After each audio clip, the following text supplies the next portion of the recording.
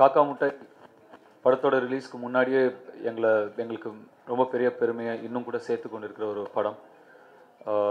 இந்த படத்தை தயாரித்தது எங்களுக்கு ரொம்ப ரொம்ப பெருமை. இந்த ஸ்கிரிப்ட் படித்தோடனே 10 பேஜ் தான் படித்தேன். அதுக்கப்புறம் பண்ணேன். ஏன் அப்படின்னா, அந்த சின்ன காக்கா முட்டை தான் நான், பெரிய காக்கா முட்டை என் அண்ணா செல்வராகவன். எங்கள் லைஃப் அது நான் அப்படியே அந்த பேப்பர்ஸில் பார்த்தேன். நாங்கள் அதே மாதிரி தான் சுற்றிருக்கோம். அதில் பண்ண பாதி விஷயங்கள் நாங்கள் பண்ணியிருக்கோம். எனக்கு அவ்வளோ ரிலேட் பண்ணிக்க முடிஞ்சுது படிக்கும்போது. ரொம்ப ஓவர்வெல்மிங்காக இருந்தது, ரொம்ப எமோஷ்னலாக இருந்தது நாங்கள் படிக்கும்போது. ஸோ கண்டிப்பாக இதில் ஒரு பார்ட்டாக நம்மளும் இருக்கணும் அப்படிங்கிறதுல ரொம்ப ஆசைப்பட்டேன். இந்த 2 குழந்தைங்களும் இன்றைக்கி எங்களுக்கு ரொம்ப பெரிய பெருமை சேர்த்துருக்காங்க. என்னைக்காவது ஒரு நாள் இவங்க அளவுக்கு நான் யதார்த்தமாக நடிச்சிட்டேன்னா நான் ரொம்ப பெருமைப்பட்டுக்குவேன். நான் ஒரு நல்ல நடிகன் அப்படின்னு பெருமைப்பட்டுக்குவேன். அந்த அளவுக்கு ரொம்ப யதார்த்தமாக 2 பேருமே கேமராவே இல்லாத மாதிரி நடிச்சிருக்காங்க. அது எனக்கு இது சும்மா ஏதோ இங்கே சொல்லணும்னு சொல்ல, பார்க்கும்போது நமக்கு நிஜமாகவே தோணுன ஒரு விஷயம் நான் சொல்கிறேன். அவ்வளோ யதார்த்தமாக 2 குழந்தைங்களுமே நடிச்சிருக்காங்க. அண்டு இவங்களும் ரொம்ப she's also done a fabulous job. ரொம்ப ரொம்ப நல்லா நடிச்சிருந்தாங்க. ஸோ இது ஒரு ரொம்பவும் ஒரு பெருமையான ஒரு விஷயம். அப்புறம் ஃபாக்ஸ் ஸ்டாருக்கும் நான் என்னுடைய நன்றிகள் தெரிஞ்சுக்கணும். இந்த படத்தை எடுத்துகிட்டு போய் கரெக்டாக சேர வேண்டிய இடத்துல சேர்க்கறது அப்படிங்கிறது இன்னொரு ரொம்ப முக்கியமான ஒரு விஷயம். அந்த வகையில் ஃபாக்ஸ் ஸ்டார் ஸ்டுடியோஸும் எங்களுக்கு பெரிய சப்போர்ட், பெரிய பில்லர் ஆஃப் ஸ்ட்ரென்த். அதுவும் ரொம்ப ஒரு சந்தோஷமான ஒரு விஷயம். இப்போது காக்கா முட்டை அப்புறம் வெற்றிமாறன் இப்போ இயக்கி கூடிய சீக்கிரம் வெளியே வர இருக்கிற விசாரணை, இந்த 2 படமுமே வந்து இப்போது ரொம்ப என்ன சொல்கிறது, ஆல்ரெடி ஹிட் படம்னு நான் ஒரு ப்ரொடியூசராக நான் சொல்ல முடியும். ஏன்னா ஆல்ரெடி நான் ப்ராஃபிட்டில் இருக்கேன் இந்த படத்தை பொறுத்த வரைக்கும். எனக்கு இந்த படம் வந்து சேட்டலைட்லேயே வந்து இந்த படம் வந்து நான் என்ன இன்வெஸ்ட் பண்ணணும் அந்த என்னுடைய பணத்தை வந்து திருப்பி எனக்கு இந்த 2 படமுமே வந்து எனக்கு எடுத்து கொடுத்துருச்சு ஆல்ரெடி. ஸோ இந்த 2 படமுமே வந்து நாளைக்கு ரிலீஸ் ஆகி ₹1 கலெக்ட் பண்ணால் கூட இந்த 2 படமே எனக்கு சூப்பர் ஹிட் தான். ஸோ ஆல்ரெடி நான் என்னுடைய கம்பெனிலையும் கிராஸ் ரூட் கம்பெனிலையும் வந்து ஒரு 2 சூப்பர் ஹிட் படங்களை வச்சுருக்கேன். காக்கா முட்டை அப்புறம் விசாரணை. ஸோ அதையும் நான் இந்த இடத்துல வந்து பதிவு பண்ணிக்க விரும்புகிறேன். அண்டு மறுபடியும் இந்த கதையை எங்ககிட்ட கொண்டு வந்த மணிகண்டன் அவர்களுக்கும், அதை கரெக்டாக என்கிட்ட அனுப்பின வெற்றிமாறன் அவர்களுக்கும், அதை இவ்வளோ அழகாக நடித்து கொடுத்த இந்த 2 குழந்தைங்களுக்கும் என்னுடைய நன்றியை தெரிவிச்சுக்கிறேன். அண்டு உங்கள் எல்லாருடைய சப்போர்ட்டுக்கும் என்னுடைய நன்றி தெரிவிச்சுக்கிறேன். இந்த இந்த ஸ்கிரிப்ட் வந்து மணிகண்டன், நான் மணிகண்டனை கால் பண்ணி ஏதாவது ஸ்கிரிப்ட் இருந்தால் சொல்லுங்கன்னு சொன்னேன். ஏன்னா அவரோட ஒரு ஷார்ட் ஃபிலிம் பார்த்துட்டு சொன்னேன். அப்போ 2 ஐடியா சொன்னார். எனக்கு இந்த ஐடியா ரொம்ப பிடிச்சிருந்தது. ஸோ ஸ்கிரிப்ட் பண்ணார். ஸ்கிரிப்ட் பண்ணி முடிச்சதுக்கப்புறம் எனக்கு ரொம்ப நாளாகவே ஒரு ஒரு இன்ட்ரெஸ்ட் இருக்குது. என்னென்னா, internationally appealing main stream films பண்ணுறது. ஜென்ரலாக இதுக்கு முன்னாடி ஒரு ஐடியா இருக்கும், ஃபெஸ்டிவல் சர்க்கியூட் பண்ணுற ஃபிலிம்ஸ் வந்து மெயின் ஸ்ட்ரீமில் ஒர்க் ஆகாது அப்படின்ற ஒரு ஐடியா எப்போவுமே இருக்கும், எல்லாருக்குமே இருக்கும். ஸோ இன்டர்நேஷ்னலாக ஒர்க் ஆகிற மெயின் ஸ்ட்ரீம் ஃபிலிம்ஸ், நமக்கும் அப்பீல் ஆகிற ஃபிலிம்ஸ் பண்ணுறது தான், அந்த மாதிரியான கண்டென்ட் ஐடென்டிஃபை பண்ணுறது, அந்த ஏரியாவை எக்ஸ்ப்ளோர் பண்ணுறது எனக்கு ரொம்ப ஒரு இன்ட்ரெஸ்ட் அதில் எனக்கு. ஸோ அப்போ இந்த கண்டென்ட் வந்து அதுக்கான பாசிபிலிட்டியோடு இருக்கிற மாதிரி இருந்தது. ஏன்னா என்னுடைய கதை, எனக்கு சின்ன வயசில் நான் ஃபீல் பண்ண விஷயங்களை சொல்கிற ஒரு கதையாக இருக்குது. அது மணிகண்டனுக்கும் அப்படி இருந்தது. அப்போது தனுஷ்க்கு இந்த ஐடியா சொன்னேன். அப்போ அவர் ஸ்கிரிப்ட் அனுப்ப சொல்லுங்கள் சார்னாரு. மெயில் அனுப்புனேன். எனக்கு கால் பண்ணார். சார் 10 சீன் தான் படிச்சிருக்கேன், பண்ணலாம் சார் அப்படின்னாரு. ஸோ அப்போ என்னென்னா, அவரோட லைஃப்லும் நடந்தது, அவருக்கும் நடந்திருக்கு. இப்படி எல்லாருக்கும் ஐடென்டிஃபை பண்ணிக்கக்கூடியது, நம்ம எல்லாராலையுமே ஐடென்டிஃபை பண்ணிக்கக்கூடிய ஒரு கண்டென்ட். ஸோ இவ்வளவு ஐடென்டிஃபிகேஷனோட இவ்வளவு நேட்டிவாக இருந்ததுன்னா இது கண்டிப்பாக இன்டர்நேஷ்னலாக எல்லாருக்கும் அப்பீல் ஆகுன்ற நம்பிக்கை எனக்கு இருந்தது. அண்ட் அதை பேக் பண்ணுறதுக்கு இன்வெஸ்டர் இருக்கணும். இப்போ இந்த படம் வந்து நாங்கள் போன மார்ச் முடித்தோம் இல்லையா? ஸோ போன மார்ச் முடிச்சுட்டு அப்போதுலேருந்து we have been waiting. Dhanush ஒரு தடவை கூட வந்து சார் எப்போ சார் ரிலீஸ்ன்னு கேட்கல.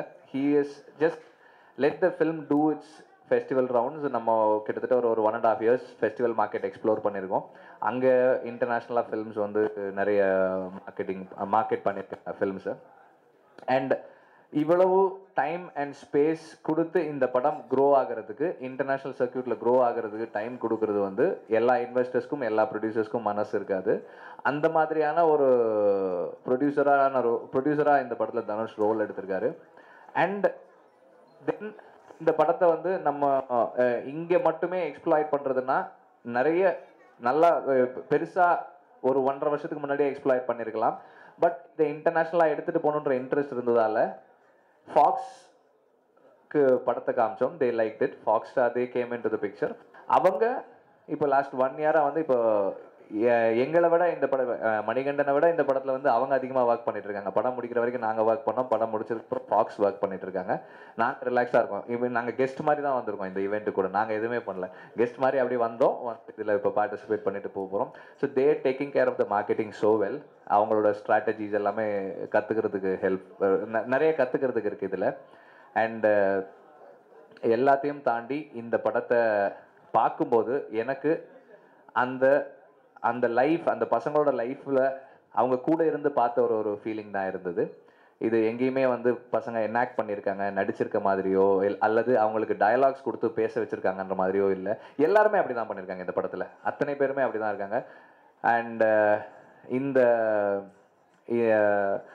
இந்த பசங்களோட லைஃப் நம்ம லைஃபு அண்ட் அந்த லைஃப்பை நம்ம பார்த்த ஒரு ஃபீலிங் தான் இருக்குது. ஸோ இது எல்லாருக்குமே கனெக்ட் ஆகக்கூடிய, எல்லாருக்குமே அப்பீல் ஆகக்கூடிய ஒரு இன்ட்ரெஸ்டிங்கான என்டர்டெய்னிங்கான ஃபில்மாக இருக்கும். No doubt on it. First director எனக்கு இந்த ரோல் வந்து நீங்கள் இப்போ ட்ரெய்லர் பார்த்ததுனால அவங்க எல்லாருக்குமே தெரிஞ்சிருக்கும் இந்த குழந்தைங்களுக்கு அம்மாவாக நடிச்சிருக்கேன். ஸோ அதே ஒரு கிளீஷேவாக தான் இருக்குது. பட் நிறைய பேர் வந்து இந்த ரோல் வந்து நீங்கள் பண்ணாதீங்க, you coming up as a heroine, இது வந்து நீங்கள் கண்டிப்பாக பண்ணக்கூடாதுன்னு சொன்னாங்க. But I was just thinking, ஏன் நான் இது பண்ணக்கூடாது, பண்ணால் என்ன நடக்கும் அப்படின்றது ரொம்ப ஒரு கொஷின் மார்க்காகவே இருந்தது. ஸோ நிறைய பேர் வந்து இல்லை, they will brand you like அம்மா பண்ணீங்கன்னா அப்புறம் அண்ணி ரோல் அக்கா ரோல் அந்த மாதிரி தான் நீங்கள் பண்ணணும் அப்படின்னாங்க. சார் அந்த மாதிரிலாம் ஒன்றுமே கிடையாது. பெர்ஃபார்மன்ஸ்க்கு இந்த ரோலில் வந்து பயங்கரமான ஒரு இது இருக்குது. So I definitely wanted to prove my performance skill and I'm very happy and proud to work with Manigandan sir and under Dhanush sir production and Vetrimaran sir production. So I'm really proud and it will be one of my best movie. நான் எத்தனை படம் ஹீரோயினா நடிச்சா கூட இந்த படம் மட்டும் எனக்கு மறக்க முடியாத ஒரு முக்கியமான ஒரு படமா இருக்கும். Thank you. படத்தில் நடிச்சது எப்படி இருந்தது?